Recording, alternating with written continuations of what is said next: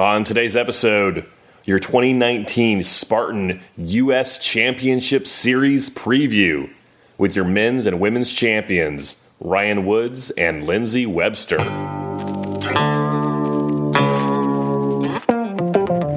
Welcome to the OCR Report podcast, brought to you by the OCRReport.com. We are the only podcast to focus exclusively on the elite sport of obstacle course racing, from Spartan to Tough Mudder to the OCR World Championships, and wherever the elites are racing, we are there. My name is Will Hicks, and this is the OCR Report. Welcome back to the OCR Report podcast. Thank you for listening. We are a proud part of the OCR Report network of podcasts. You should check out the other shows, Overcome and Run and Obstacle Running Adventures. My name is Will Hicks. Thank you for listening. Very excited about today's episode. The Spartan US Championship Series kicks off this weekend in Jacksonville, Florida, and we are all over it. This is part one of our US Championship Series preview. Part two will drop later this week. We are going to talk today. We're going to talk with your men's and women's defending champions, Ryan Woods and Lindsay Webster. And then later this week in part two, we're going to talk with Jack Bauer about the race this weekend, which is race one in the series, and then the series as a whole and what we can expect from the series. Quick note, if you want to follow the race live this weekend from Jacksonville, here's what you need to do. On Facebook, you can follow it three ways. On Facebook, go to facebook.com/Spartan to watch Spartan's coverage live. To actually watch the race, go to facebook.com/Spartan. To follow kind of behind the scenes, go to Instagram and follow the OCR Report. We will have our man on the ground, Carlo Piscatello, covering the race. You might remember Carlo covered World's Toughest Mudder for us last year. Actually, he covered it for World's Toughest Podcast. Carlo does a great job. Well-known member of the OCR community, does great with interviews. Very excited to have Carlo on site before the race, during the race, and after the race. So that's on Instagram. Follow the OCR Report. And then on Twitter, I will be taking over the OCR Report Twitter this week and giving some thoughts on the race. The race starts at 4 or 4:30 my time, West Coast time. The race is in Jacksonville 3 hours later than it is in California. I may or may not be watching the race live. So on Twitter, follow the OCR Report. On Instagram, go to the OCR Report. And on Facebook, go to facebook.com/Spartan to watch the race. This is our first time covering a race like this many ways. We are still fine-tuning our system. Very excited about it, but I would love your feedback. What do you think? What are some areas we can improve on? What are some strengths that we should focus on and make those even better? After this weekend, or even before, let me know. willhicks@gmail.com. Let me know what you think. Very excited about the live race coverage this year. Facebook, Instagram, and Twitter. Before we start, you can email me at willhicks@gmail.com. You can follow the show on Twitter, Instagram, and Facebook, like we just talked about, at the OCR Report. And you can subscribe to our newsletter by texting the word TOUGH to the number 22828. That's TOUGH to the number 22828. And you can be a part of the show by leaving a review on Apple Podcasts, and I will read it on a future episode. Let's talk some news. This weekend is the first race in the Spartan US Championship Series. We're going to talk all about that in a few minutes. But first, let's talk about last week's championship race. What championship race last weekend? I'm glad you asked. This past weekend was the Spartan Middle East and Africa Regional Championships. This race is the equivalent to the Spartan North American Championships, the West Virginia race, that will be held on August 25th. Let's talk about the winners from the Middle East Africa Championship.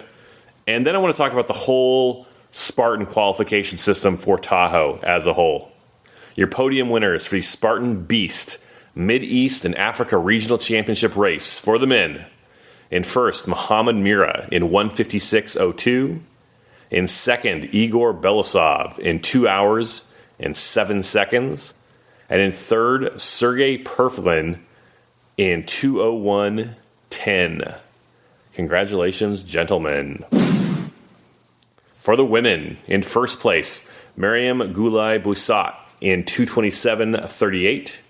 In second, Nadine Cahill in 2:38.30. And in third, Adela Vorakova in 2:38.55. Congratulations, ladies.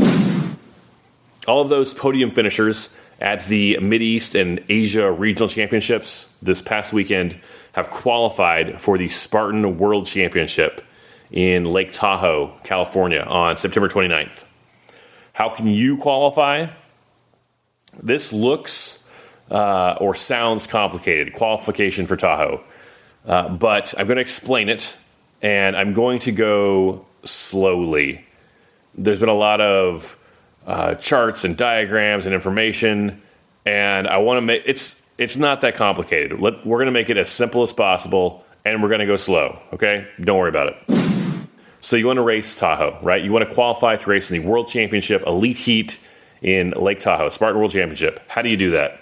The process is the same no matter where you are in the world. So to race in the championship race, in the championship heat on Sunday that weekend, you must qualify. And you have two options, two routes for qualification. Option one is your local national series. For those in the U.S., that is the U.S. National Series. That's the race. It's this race series that starts this weekend in Jacksonville, Florida. Option two to qualify to run in the championship race in Lake Tahoe is your local regional championship. That is the West Virginia race, the North American Championship here in the U.S. Or another option is the Middle East Africa Championship. I said Middle East Asia a minute ago. Middle East Africa Championship. That was this past weekend. So two options, National Series or Regional Series. Let's talk about both options. Option one, the National Series. Spartan has 14 National Series worldwide. They're covering everywhere Spartan holds races. The one you're most familiar with, the one we talk about the most, really the only one we talk about, is the U.S. National Series, the 5-race series, again, starting this weekend in Jacksonville. In the U.S., the top 80 racers from the overall series rankings will qualify for Tahoe. So after those 5 races are over, the top 80 racers, top 80 men, top 80 women, will qualify to run in the World Championship in Tahoe. So do you have to run all 5 races to qualify? Probably not. You might get away, if you have great results, you might get away with racing 3, but it's probably going to take at least 4. If you race all 5 races and you do reasonably well, I think you will. That's a pretty safe bet, a safe way to qualify to run the World Championship race. So option one, to qualify for Tahoe, race the U.S. National Series, finish in the top 80. Easy peasy lemonade. Option two, to qualify for Tahoe, is your local regional championship. There are 5 regional championships worldwide. I've mentioned NORAM here in the U.S., and we talked about Mideast Africa already. That's 2. The other 3 regional championships are the South American Championship, the European Championship, and the Asia Pacific Championship. And each region has their own qualification process to get from regional championships to the World Championship. Let me tell you about the U.S. or about the North American regional. If you race in West Virginia and you finish in the top 70, West Virginia is the North American Championship race. Race West Virginia, finish in the top 70, you qualify for Tahoe. Easy, right? Yes, but you have to qualify to run NORAM. How do you qualify to run NORAM? Run any Spartan race and finish in the top 10. So option 2 to qualify for Tahoe has 2 steps. Step 1, finish top 10 at any Spartan race. That gets you into West Virginia, the regional championship. Step 2, run the regional championship in West Virginia and finish in the top 70. Congratulations. Now you can run the Spartan Race World Championships in Lake Tahoe on September 29th. So to summarize, I'm going to say it one more time. In the U.S., the 2 ways to qualify for Tahoe. Option 1, race the U.S. National Series, finish in the top 80 overall in the final series points. Option 2, run a Spartan race, finish in the top 10. That qualifies you for West Virginia. Run West Virginia, finish in the top 70 overall. Very simple. A couple quick questions people might have about the qualification process. Do qualification spots roll down if someone ahead of me is already qualified? Yes.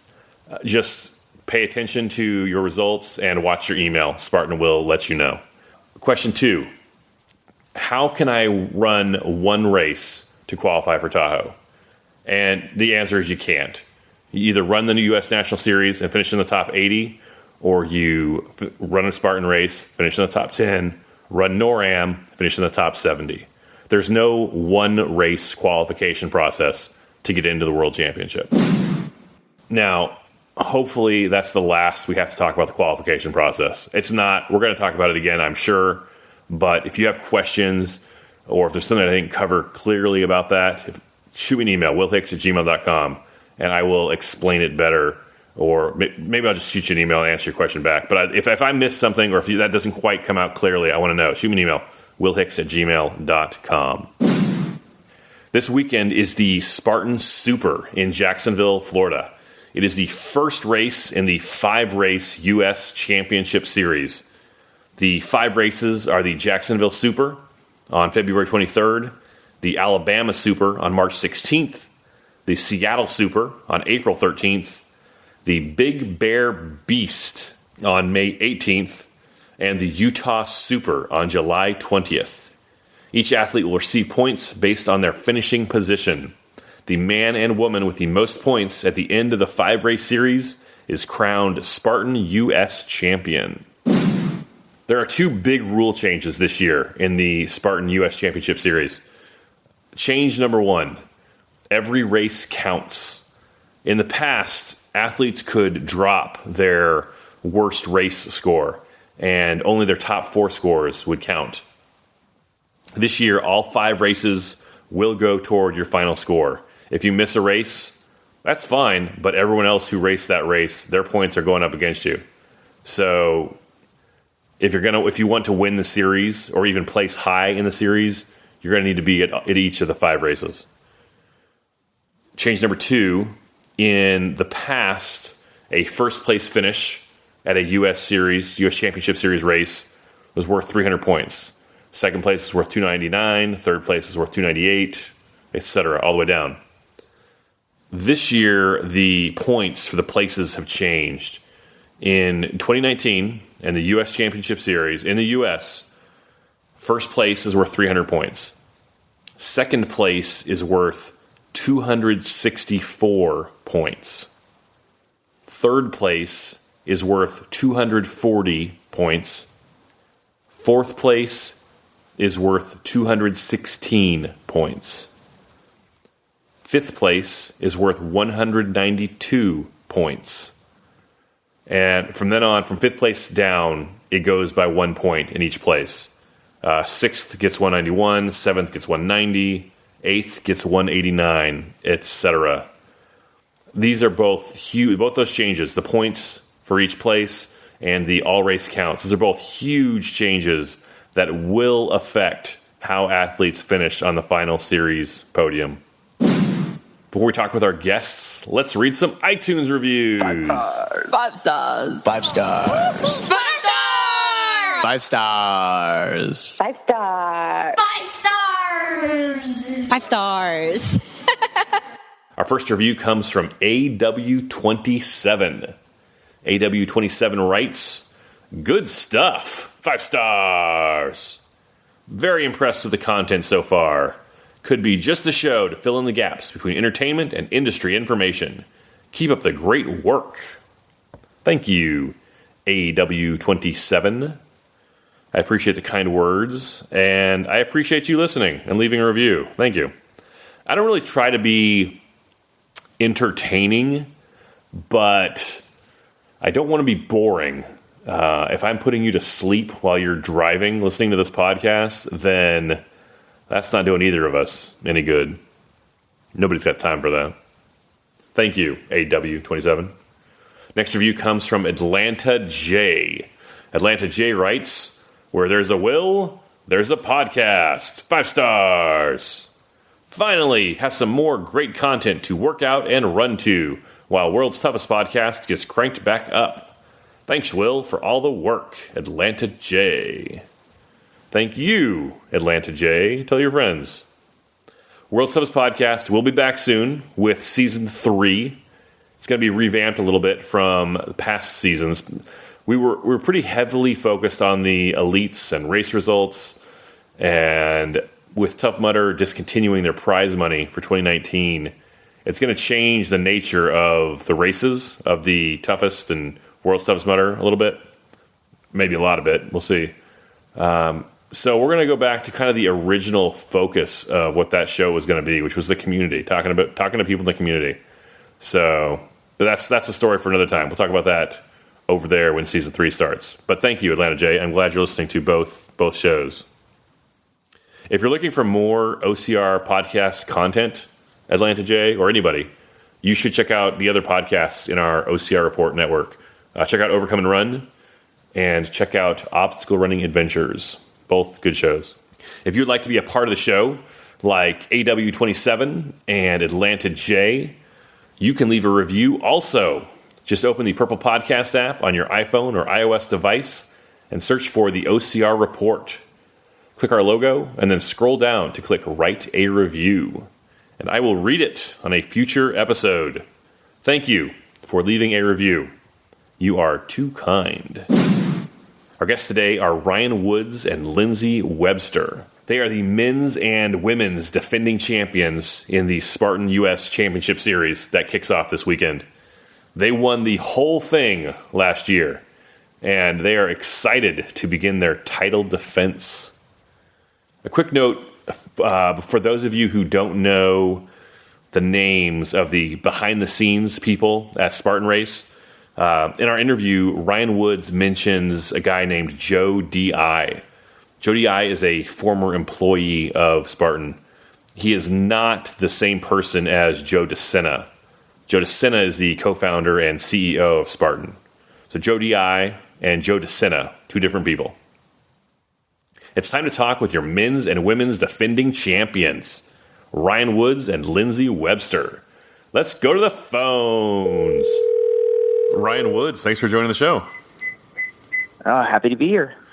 Ryan, you are the reigning champion of the Spartan US Series. The 2019 series kicks off this weekend. How do you feel? I feel fit. I feel ready to go. I'm excited. It's been, I think, 4 months since I last did a Spartan, so I'm excited to get back out there, see everyone, and hopefully kick some butt. Last year was your first win in the overall series. What's your plan for this year? Are you going to kill it every race? Are you going to kind of see how it comes to you? What's your strategy? No, I plan to kill it every race. That's the plan. I mean, every race is different, so you kind of have a different strategy, different preparation for them. But, start off Jacksonville, we're going to have a flat, wide-open running course. There could be some technical spots on it, but for Spartan, it's one of the few times they give us a flat, open course to run fast.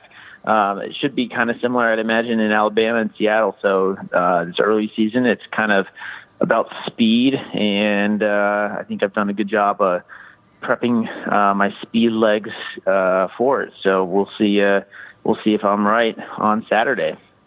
Last year, your main competition was Ryan Atkins. This year, there's no distraction from the Tough Mudder races for prize money. What do you think about taking on Ryan Atkins this year? Yeah, he's always the main competition. I mean, he's pretty flawless at this stuff. So I'm excited for the challenge. Different scoring this year, with the whole 5 race counting, I think puts a lot of stress under people. You kind of get to have this throwaway race. And I think Atkins is, he wasn't looking to do all 5 races, but now he's kind of forced into it. So I think he's kind of jumping into things. We'll see how it goes for him. But I'm excited. Atkins, Killian, all those guys. It's fun to race really good competition, and those guys always push you to do your best. What do you think about that? The rule change. There's no longer a drop your worst race, and there's also the points are different than they were last year. Yeah, I think the intent was to get everybody out to do all 5. I think it's probably going to be one of those one season they do it and it'll be done. I think what they're going to force people to do is to race injure. The way they score things, you get 36 points difference between first and second, and 24 between second and then third and then fourth. And then it's 1 after that. So you can just show up to a race injured and hobble through and get, 20th place and still be within 20 points of 5th. So I think it's going to kind of force people to do things that they probably shouldn't be doing. I think the scoring isn't going to change much in terms of, at the top, but it's going to reward somebody who pops a podium, one of those guys, like Angel last year in Big Bear, where he's really good at altitude. He gets second there. And the whole rest of the series, he's, around 10th. Well, it'll reward that one good performance, and the difference between, someone who's consistently 5th and someone who's consistently 10th isn't going to be enough to overcome that one good performance. I think it's smart to have a bit of a weighted scale. I think that's a good thing to do, but they weighted the top 4, and then after that, it's all just 1 point. And I think they'll kind of reevaluate that as things go forward. I hope, at least. It is what it is, and I'm just going to get out there and try and win every race. And if I do something close to that, I'll be sitting pretty. This year, you are a member of the Spartan Pro team. That's kind of a turn for you. You weren't really a fan of it before this year. Well, I wasn't invited on it before this year. I think I kind of made it clear that, Jody, I never saw me as an asset or someone who's valuable for the pro team. So, David does. And, obviously my results were good enough, but he was kind of focused on other things. So, it's exciting to be a part of the group now and hopefully build it in the right direction. Hopefully have some sort of voice to make it more athlete first and reward people that are committed and do well in the sport and not necessarily those who are just buddies with Jody I. So it's exciting to see some changes with it and see some growth with it, and I'm excited to be a part of it. That's a good point about having a voice. As the season goes on, you can be like, hey, this no dropping your worst race thing is a bad idea. We need to call. You can say, hey, what about next year? Let's make this better. Yeah. Feedback like that. I think, from my interaction so far, they're interested in that sort of feedback, and they're kind of really, it seems like everything has gotten thrown together pretty quickly for this year with the early start and, David taking over the pro team. It's a lot to do, and they're trying to make it more global, which means there's a lot more people they're working with. So you get the feeling there's a lot of stress and a lot of hard work ahead. But I think once they get that settled, everything with the pro team, the second year will be a lot easier. It'll be kind of renewal, see who did well, adds and drops and stuff like that. It should be a lot smoother, and they can kind of focus on, some of those more tedious things. Ryan, 2018 was kind of your breakout year. What do you think about 2019? Are you excited? Are you nervous? No, I'm excited. I think it's going to be a breakout year as well. Can you do that 2 years in a row? I don't know why not. No, I'm preparing, doing everything. It's always a growing process when you kind of start in a new sport. I'd been a runner for all those years and hadn't really done any strength. And, that's my first year in 2015, saw a lot of potential in it. And then 2016 had just a lot of injuries, dog attack and all that stuff that kind of just messed me up early on. And then I feel like 2017 is when I really figured it out. I didn't really put together the race I felt I could have in 2017. I did get on the podium in the US Series. I was 6th in Tahoe. But I knew the pieces were all there by the end of that year. So, and 2018 was kind of the fruition of that. All the work had finally, paid off in the series victory. I didn't really end the year the way I wanted to. I think had some nagging injuries and stuff. It kind of affected training, and now I'm just going in this year, just keep doing what I'm doing. I'll probably take, break it up into 2 separate seasons, keep myself healthier, and I think like I said, the pieces of the puzzle are in place now, so it's just a matter of consistency and staying healthy. Ryan, I don't know if we've ever talked about the dog attack on the podcast. Do you just want to, real quick, just what happened in 2016? The dog attack. Yeah, I was actually we were taking, it was a Monday, and I was going to take a vacation. Katie and I were headed out to Arizona, and we're going to do the Spartan race out there in Arizona. So it was like the last weekend of February. So maybe about 3 years ago, sometime this week, I think. I was just doing a run. It's the closest gravel road to my house, but there's this one pit bull like right at the beginning of the run, and it'd been there since it was a puppy.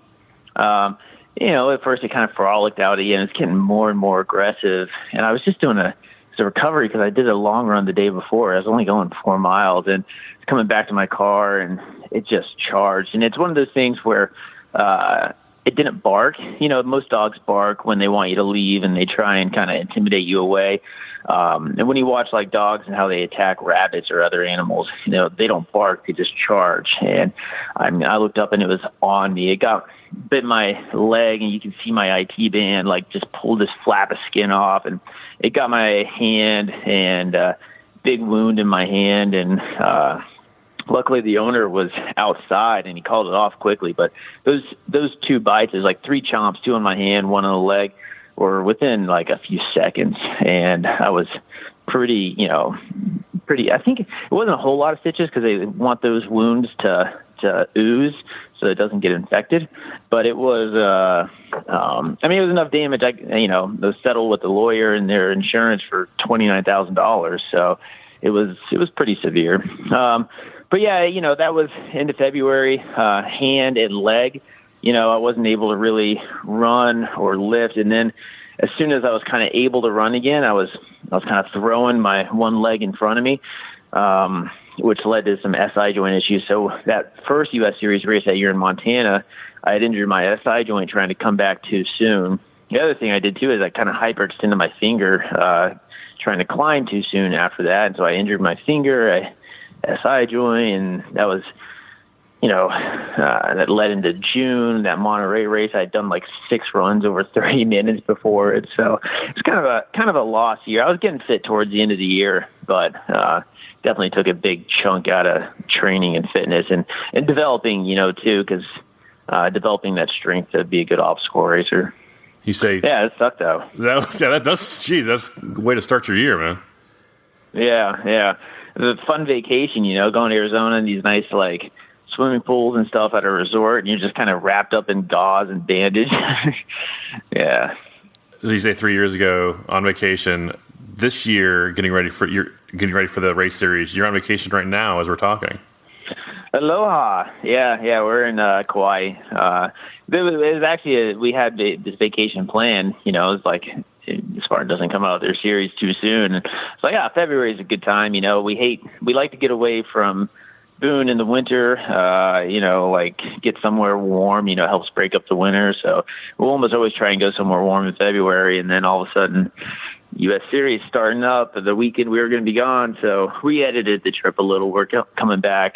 We ended up leaving a little early and flying directly from Hawaii to Florida. So it shouldn't be too bad. You're in Hawaii one day and you're in Florida the next day racing for... No, we're leaving Wednesday and we'll get into Florida Thursday. So it gives me time to shake out some jet lag. Hopefully. Ryan, do you have any sponsors or anything you want to plug? Yeah, EndurElite, they're good to me. They're Perform Elite pre-workout. Take it every day. Love it. Think I'm addicted to it. Even Katie seems to be addicted to it. She can't now run without having it. And their Recover Elite 2 is one of my favorites. So yeah, they're good to me. It's a good product, and it's kind of cool to have, something that you actually want and use every day, be a sponsor. So get that into early. Ryan, how can people follow you on social media? Go to my social media and click the follow button. RJ Woodsy. Ryan, any last thoughts on the Spartan US Series or anything else? No, it's exciting getting started. So we'll see how it goes. Ryan Woods, thanks much. All right, have a good one. Lindsay Webster, thanks for joining the show. Yeah, my pleasure. Always a pleasure with you. Lindsay, you had a busy 2018. Let me run off some of your accomplishments, and you tell me what I miss. You won the Spartan US Series. You won the OCR World Championships, the 15K. And you won your very first World's Toughest Mudder in the team category. Yeah, exactly. No, that pretty much sums it up, I think. What was the... Except for Spartan World. Oh, that gosh. was my highlight. Absolutely, yeah. Spartan World Championship as well. What was the highlight of your year? Oh my gosh, so many good ones. I think, probably like taking the win on Spartan World Championships for the second time, but then also going to just getting the opportunity to go to England for OCR World Championships, I think was really incredible, and it definitely made it. I don't know, it just kind of really like brings it home that it's a worldwide sport. I really like that they moved it there this year, or last year, I guess. Tell me about the experience in England.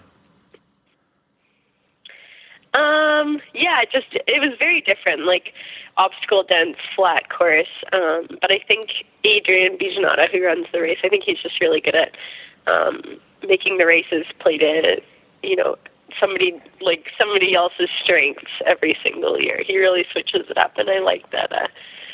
Previously it was at Blue Mountain, which was, I guess, more mountainous, less obstacle dense, but so it was just a little bit different. And then afterwards, just got the opportunity to tour around England and check out the Lake District, and I think that was probably one of the highlights of my year. So yeah. This weekend is the first race in the Spartan US Championship Series. You have won the Championship Series, the US Series, every single year. How do you feel going into this year? I think the female competition gets a little bit tougher every year. First race of the season is always sort of like a bit of a gamble. I usually start my season off slow and then sort of build into it. So the first couple are always a little bit tough for me. But yeah, excited because I think this year we'll have Rebecca Hammond out there and maybe Nicole's friend. Hoping that she'll come up for more races too. What's her name? Nell I'm blanking Rojas. on her name right now, but she's real. Yes, Nell. Yeah. So fingers crossed for that. With Nell and Rebecca kind of joining the group, there's really 7 strong women that could win any race, any weekend.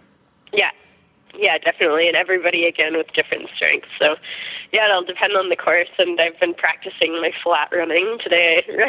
Ryan and I went and I did my first ever half marathon, which was interesting. I've literally never done a road half marathon before, but hopefully it'll help get my legs a little bit ready for next weekend. And they felt surprisingly good after 21K of flat roads. So hopefully that'll bode well. How'd that go? How was your race? Yeah, it was good. I've done trail half marathons before, so I sort of knew what to expect. But I think this early in the season, it was basically just a test for me to see where my fitness levels are at. And I finished, and I'm not as sore as I thought it would be. I would be. So I think all in all, quite well. Some people that do a lot of trail running, they'll do a road marathon, and they say, "I could never do that. I hate that. Why do people do that?" How'd you feel about the road experience? I don't think I could ever do a full road marathon. I could do all the trail marathons in the world, but yeah, when it comes to road, I see the appeal to people, and they try and hit different times, and I definitely get the challenge. And I think it depends, what you live around and what's available to you, and if that's what you got, and that's what motivates you, then power to you. Spartan made a change this year to the point system for the U.S. Series. There's no longer a drop your last race component. What do you think about that for the year? I'm biased. I'm not happy about it because I was actually planning on, depending on my season, when I was actually planning on skipping the last race, which is in Utah, and going to the Dolomites to do a sky race, which basically was going to be like the highlight of my year. I was really looking forward to it, but then they changed that rule, and so that kind of like, I basically made that decision to go do the sky race, and then 2 days later they came up with that new rule, and it totally kiboshed my plans. So that was a bummer, but I mean, we'll see how it plays out. Like, maybe I'll still go if my season's going utterly terribly and I have no chance of making the podium at the U.S. Series, and like, you know, I'd rather go to Italy. So we'll see. Not that I'm not excited about the U.S. Series. I'm always excited to do Spartan races, but yeah, I just really wanted to fit in a few sky races this year, and of course, like, all the races are on the same weekend, whether it be a sky race or an OCR race or a trail race. Like, somehow they all end up on the same weekend. So you got to pick and choose, I guess. Lindsay, I don't think you've had a bad year since you started OCR. Seriously, I'm thinking your first year may not have been like dominant, but I don't think you had a bad year ever. No, and then after, not last year, but the year before, I actually said to myself, like, oh, it's going to be really hard for me to beat that year. I don't know if I could have a better one. And then last year, I think, was actually probably my best year ever.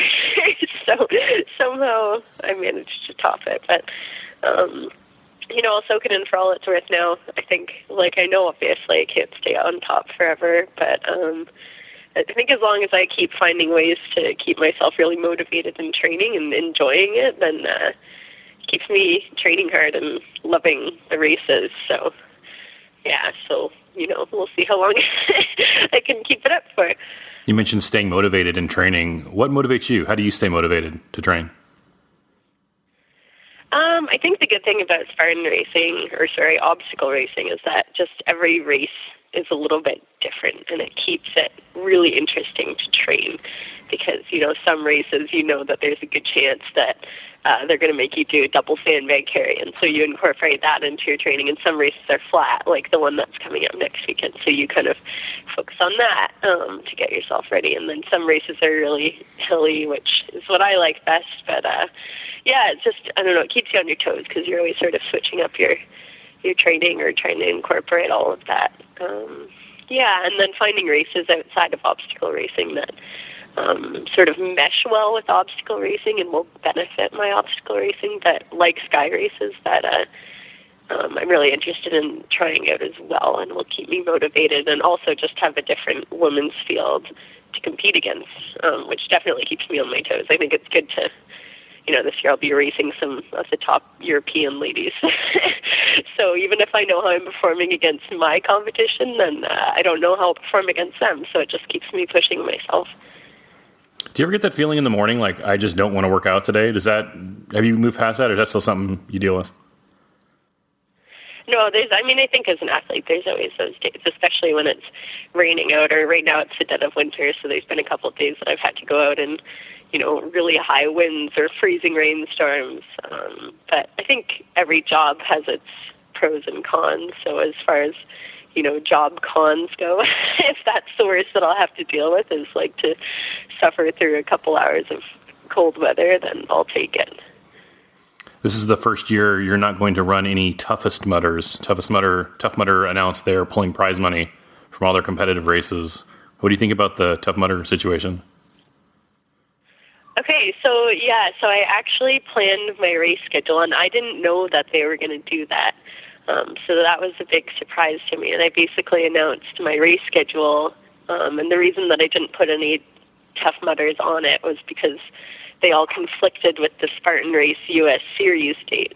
And I was kind of bummed that I wouldn't be able to do many of the Tough Mudders. And then a couple days later, I think it was about a week later, they announced the whole prize money thing. So it didn't really affect me because I had already chosen. But I think Ryan and we love the community, and I'm definitely going to miss them. And I love those races. I think the obstacles are very different from Spartan race obstacles. They're more fun and mentally challenging, I would say, and less sort of like carry this heavy thing, beat you down mentally and physically. So I'll miss that a lot. But we're still going to try and come out to definitely a couple local Tough Mudders, and then hopefully a toughest mudder. And I think it was what am I thinking of? Minnesota, maybe? Starts with Minneapolis. Yeah, sorry. Yeah, Minnesota. I don't know. It starts with an M. That's the closest one to home for us, so yeah. Lindsay, do you have any sponsors or anything you'd like to plug? Just thanks to, Beat Elite, otherwise known as Human, for, working with Ryan and I for another year. They really make it possible for us, and they're the best sponsor, that anybody could hope for. And then this year I'll actually be working with VJ, the shoe company out of Europe, so I'm really excited about that.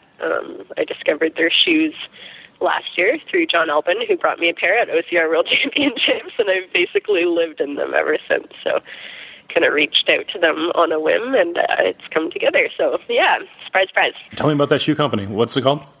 It's called VJ Sport, and they make the IROC shoes and the extreme shoes that you're starting to see a lot more in obstacle racing, but they're mainly prevalent in Europe because the company's out of Finland. But luckily this year, I was trying to go back and forth with sort of like the rep out of Europe, and he doesn't speak a lot of English, but luckily they picked up a U.S. rep this year. So he sort of helped to put it together for me. And yeah, so hopefully we'll be seeing a lot more of their shoes on the scene, because I would recommend them to everybody. They're like, I think they started as an orienteering shoe, but they're literally the perfect obstacle racing shoe.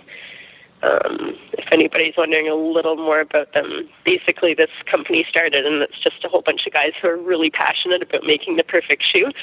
And because the material costs are so high, they were selling these shoes for, I think it was like 180 euros initially or something ridiculous, but they don't actually make a profit off the shoes really, because they're just so committed. They really want people to just have an amazing shoe that's not going to fall apart on them. And so, yeah, anyway, so it's pretty cool what they're doing. Lindsay, how can people follow you on social media? Mostly on Instagram. My Instagram is Lindsay Webster. Yeah, and then I am on Facebook as well at Lindsay Webster OCR. I'll admit I don't check it as often, so if you want to reach out to me, send me an Instagram message. Lindsay, any last thoughts on Spartan Race or the 2019 series coming up? Mostly just really excited to see, what this year brings. I think everybody, all the race companies out there find ways to keep it pretty fresh. So, yeah, can't wait.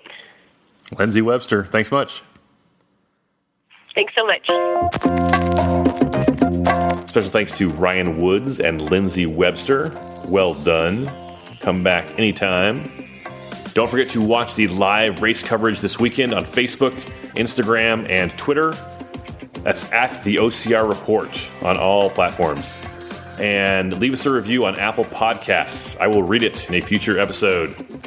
You are awesome. Go spend time with someone you love.